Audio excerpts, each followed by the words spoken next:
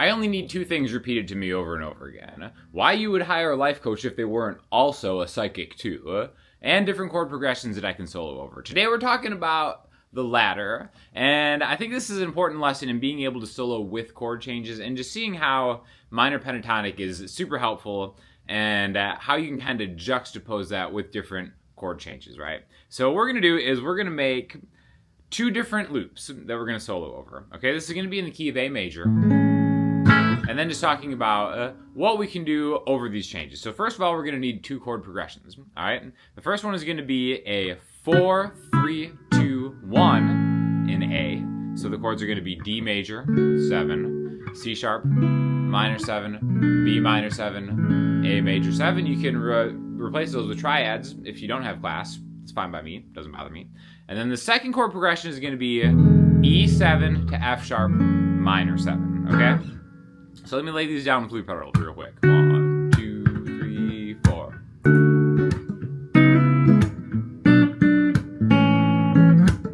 4, 3, 2, 1. Then loop 2, 5, 6, 5, 6. Then back to the first loop.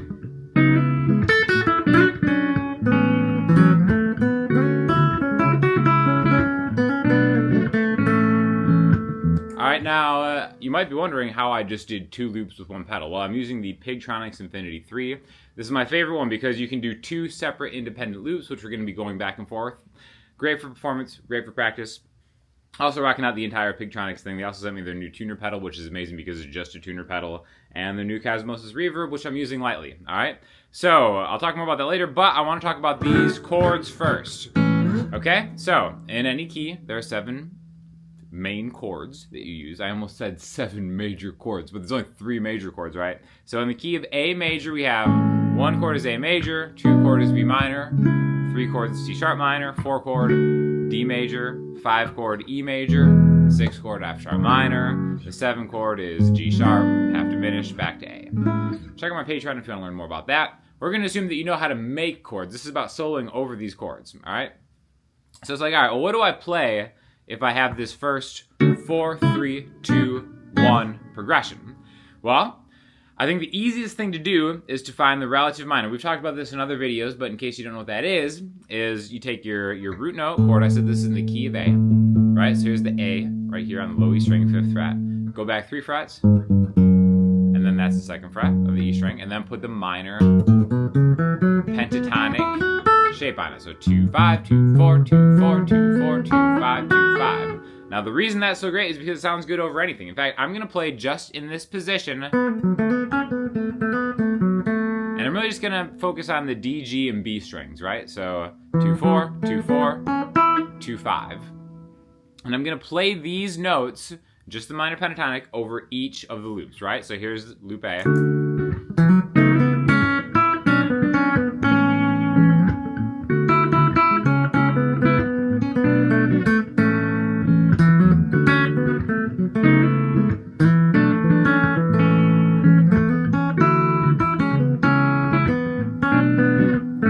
Loop B.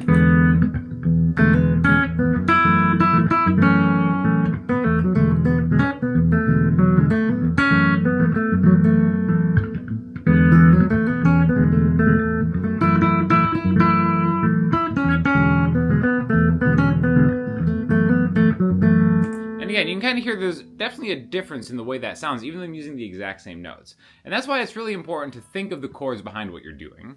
You can get away with just using minor pentatonic for absolutely everything, as I just kind of demonstrated there. One trick to do that is just to mirror it across the octave, right? So 2, 5, 2, 4, 2, 4 is the same as 14, 17, 14, 16, 14, 16, 14, 16, right? This is just F sharp minor higher up, right?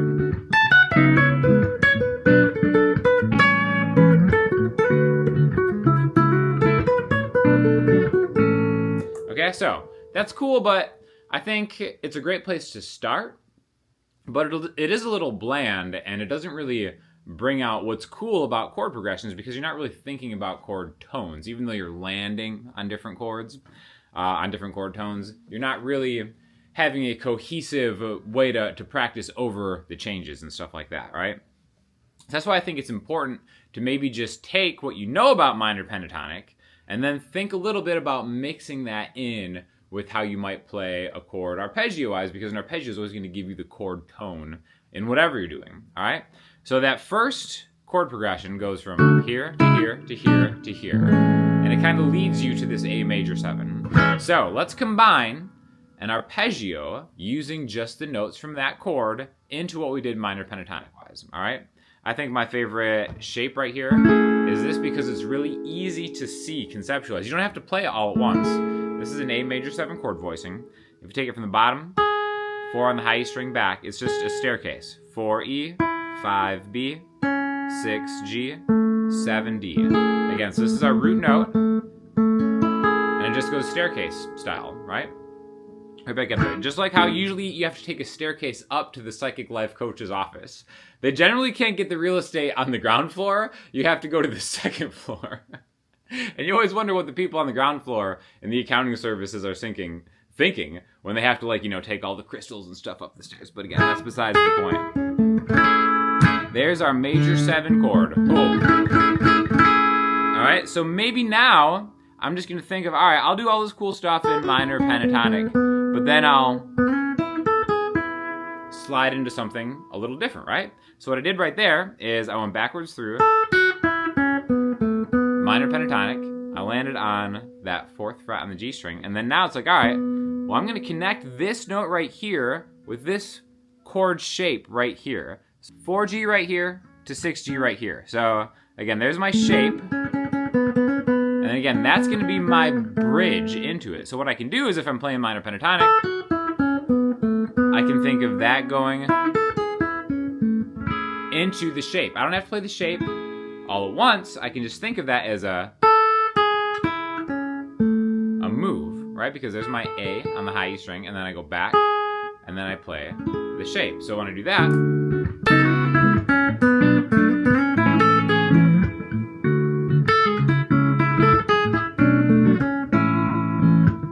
and again, that kind of, I think that sounds a little bit more together because I'm thinking of the chord progression as I'm going back.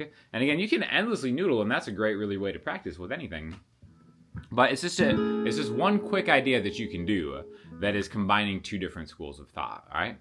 Arpeggios are super, super important in soloing and just really understanding chord progressions in general too, because as you can hear in that chord progression there, we're descending, we're going backwards. So it's like, all right, well, I can hear the movement of that, but how am I gonna make a lead line to maybe either counter that movement, maybe go higher, or just, you know, play around with it? So one thing that's cool there, let's take the root note of each of these chords, all right? So what I'm gonna do now is I'm gonna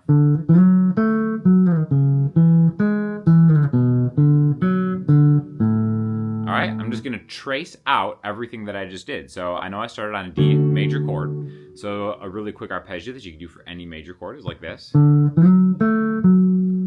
There's the root note, slide 4 frets higher into its major 3rd, which is really easy, right? So 5A, 7 to 9A, 7D, and back.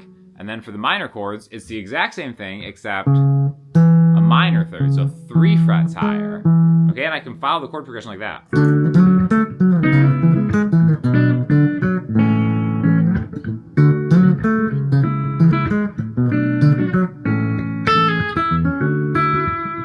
Minor pentatonic.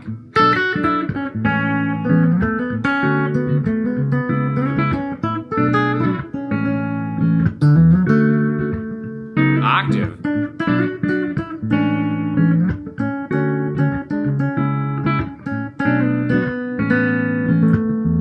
Okay, so I'm following the chord changes just by seeing a few different shapes, and then always relying on getting back to minor pentatonic to help me out.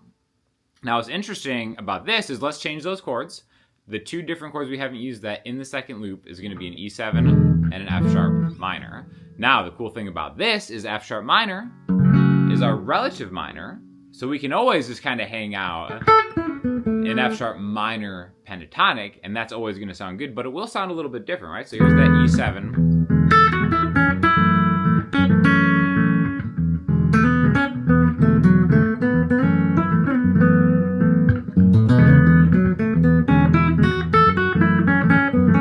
about that arpeggio? And that's an interesting sound right there, because I just played an A major 7 arpeggio over an E7 chord. And that's why it's like, it fits, but it doesn't fit. You know what I'm saying? Let's hear that again.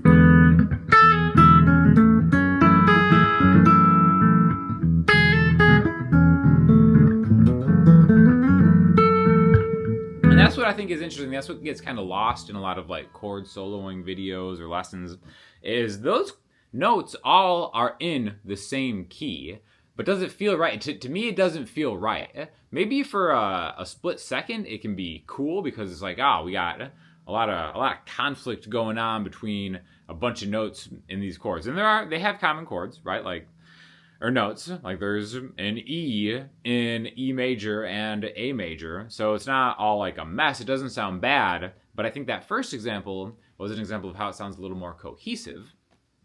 So what's cool about minor pentatonic is it always sounds like the hits, right? You're not going to get maybe some of the conflict of having a major 7 chord and a dominant 7 chord fighting for position.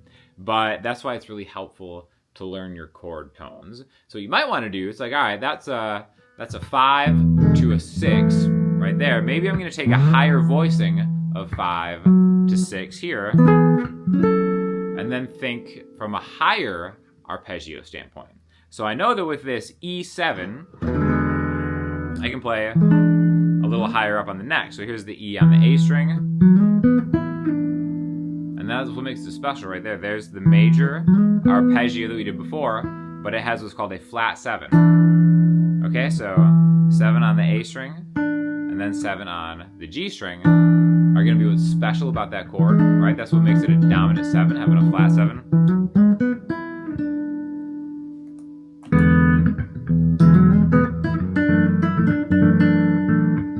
And that's like, all right, well, that's something that's not going to fit over that first one. See how that doesn't sound?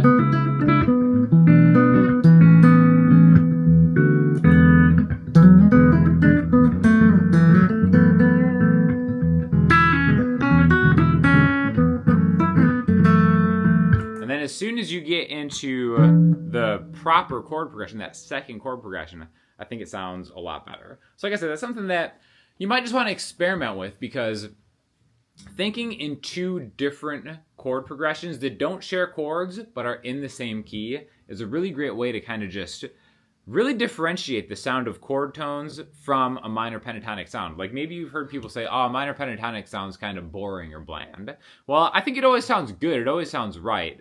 But that's kind of what that means when people say that, is you're not highlighting the chord tones behind the chords in the progression, which is, an interesting concept. It's almost an intermediate advanced concept, being like, all right, I'm playing all these notes. I know these are the right notes, but why doesn't it sound like I want it to sound? So that's what we're trying to get after today. And I think that's why having a Pigtronix Infinity Looper where you can do 2 different chord progressions of varying lengths is my favorite thing about this. You can link this up in series, which means they just go after each other, or you can sync them to run parallel. So again, there's a lot of stuff that you could do. If you've seen my looper pedal videos before, you know that I love the Pigtronix Infinity. Also loving this tuner pedal. I did a short yesterday about tuner pedals and how tuner pedals are so like needlessly complicated a lot of the times, which if you're doing setups and sweetened tunings, that's fine. You want something with like a lot of features. But if you just want a tuner pedal to have like on your board, or if you're performing, this one's great because it's just you plug it in, you hit a button, and you have a giant picture of what note you're closest to and what note you're tuning to. So thank you to Pigtronix for sending that over. And the Reverb pedal, which we'll probably go deeper into in a different video. I don't want to make this too long, but again, love Pigtronix's stuff. Check it out. Affiliate link in the description. And if you have any questions or comments, send me in the comment section, Instagram, or the website, and I will talk to you guys soon. Thanks a lot.